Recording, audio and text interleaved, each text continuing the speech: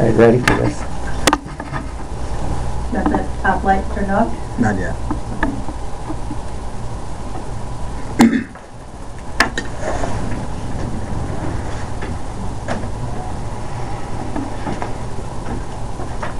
My project today involves the body speak. So let me get all my body out of the way. Y'all see it? So I got all my objectives accomplished already.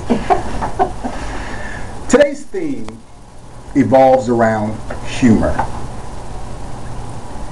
And that's what I will be expressing to you and teaching today as in a training session of how to uncover humor.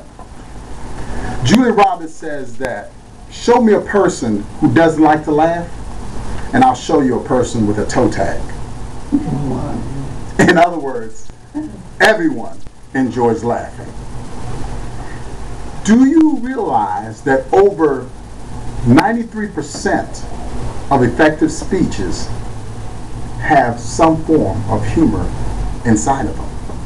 If that is the case, why would we not use humor? Quite often, speakers feel that they have to add humor in order to make a speech effective. Some say, well, you know what, I'm really not funny. Some even say, my subject matter isn't funny.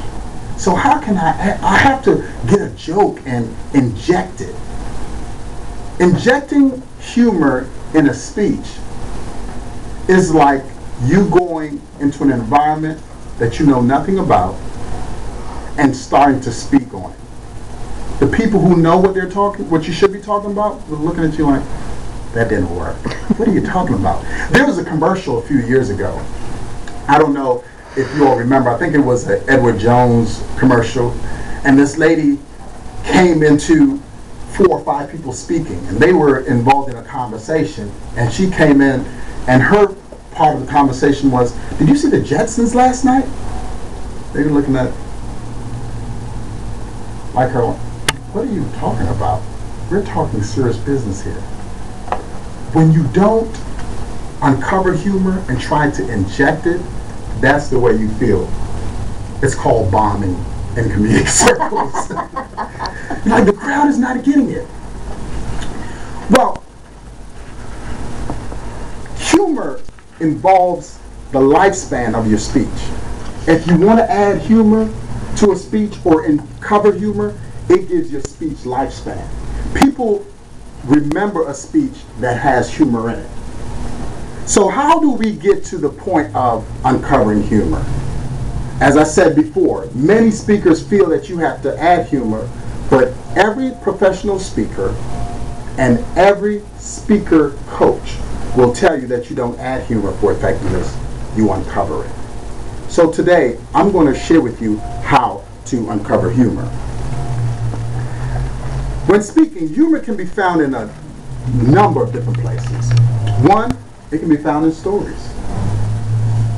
It's really strong in stories. It can be found in facial expressions. It can also be found in voice inflections. Humor can even be found in gestures and in the event itself. What do I mean by the event itself? It's very important whenever you're going to speak somewhere that you do some research about the event that you're going to speak on. Even when you show up at the event, you may be coming up to speak 15, 20, 30 minutes or an hour before they call you, that you're actually sitting down and listening to what's going on. And there may be opportunities to go back and pull humor from what happened earlier, because you have an audience that understands it. What makes people laugh is their ability to relate to what you're saying. If you're speaking to a bunch of chefs and you're talking math problems and you're being humorous with the math problems, they're going to look at you as if you have 5 eyes instead of 4 with your glasses. That's how you uncover humor. The majority of humor, though, I will tell you, in a speech is found, and I want you to write this down. The way you uncover humor in a speech, it's found in dialogue.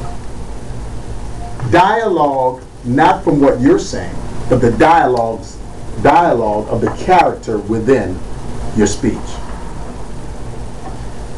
When you start to use dialogue, it now starts to unravel the humor that's within.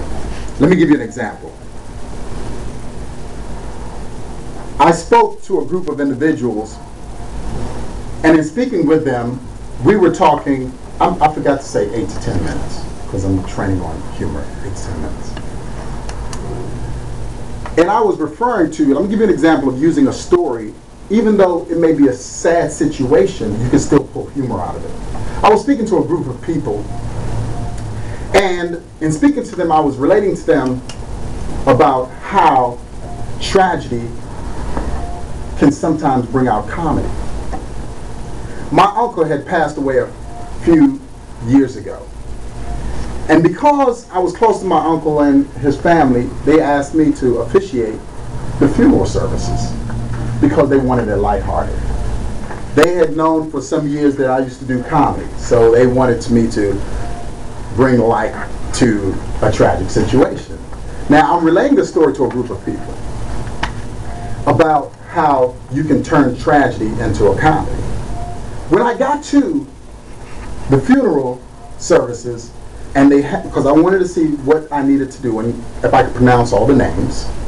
It's always good to make sure that you, before you get on stage, you know who everybody is and how to pronounce their names.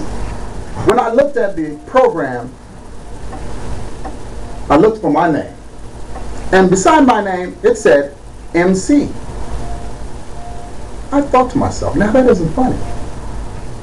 But I thought to myself, do you MC a funeral? Or do you officiate a funeral? Do I get up there? And so I was caught in a conundrum.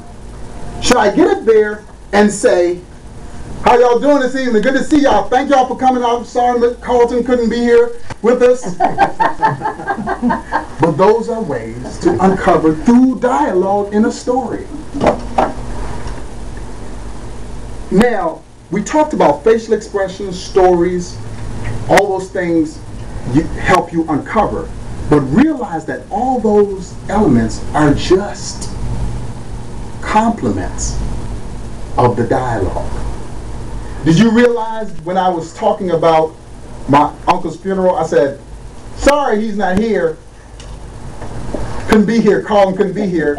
That facial expression, that body saying that, okay, yeah, of course he's not alive, he's not here. All those help you to uncover that humor, even though it's a tragic situation. Fortunately for me, they came and said that was one of the best funerals they've ever been to because they were able to laugh at a time where people think you should really be sorry. It's really a celebration. And do you cry during celebrations? Only at weddings.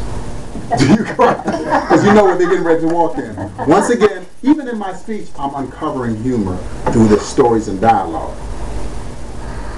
I want to leave you with another example of uncovering humor just in telling stories and using the dialogue of a character. I did a speech that I was competing with, I think it was last year. It was talking about don't compete, win. And, can you use that light for me, please? Pardon the silhouette of this guy right here. Hopefully you can see his teeth when he actually brings out some of the facial expressions. And let me give you a little background so that you'll understand this. I was talking about how Denzel Washington, played by Melvin Tolson, played by Denzel Washington, the movie The Great Debaters, how he used understanding who they are and learning how to win and training them how to understand who they are in order to win.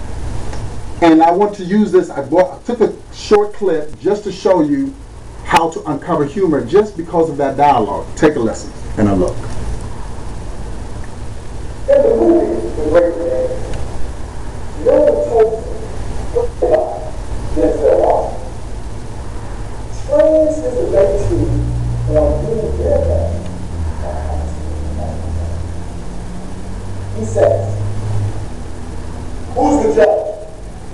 Oh, by the way, in case you're wondering, this is not Denzel.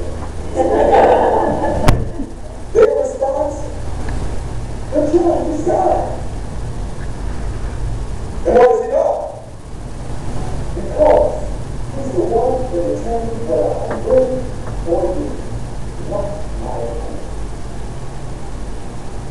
Who is your opponent?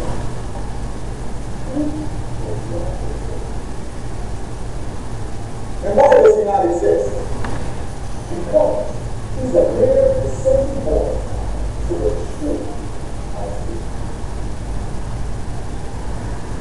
Now, turn the light on, please, Mary. Now, this was not planned, but I just realized I had on the same outfit. That was not planned. I was like, I do have on the same outfit today. 8 months ago. 8 months ago. But I wanted you to notice a couple things. Notice the setup for the humor. When I said, in the movie The Great Debaters, Melvin Tolson, played by Denzel Washington, that right there was a setup for what I would do later on. I said Denzel Washington, and I pointed to myself such as this. Did you recognize that? Come on, get that face gun right up here. Yeah, I said, I said Denzel Washington. And then when I started going into the dialogue, because I already identified Denzel Washington, I came back and said, Denzel said, who's the judge? And then I immediately said, oh, by the way, in case you're wondering, this is my Denzel look.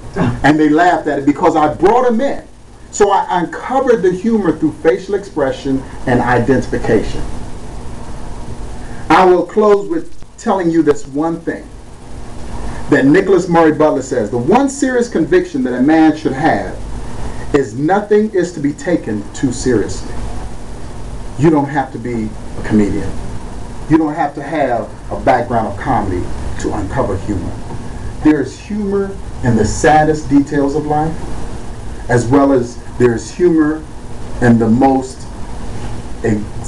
exuberant, ebullient times within your life.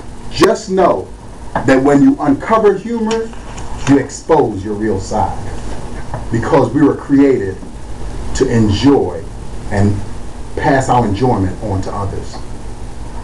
Madam Toastmaster.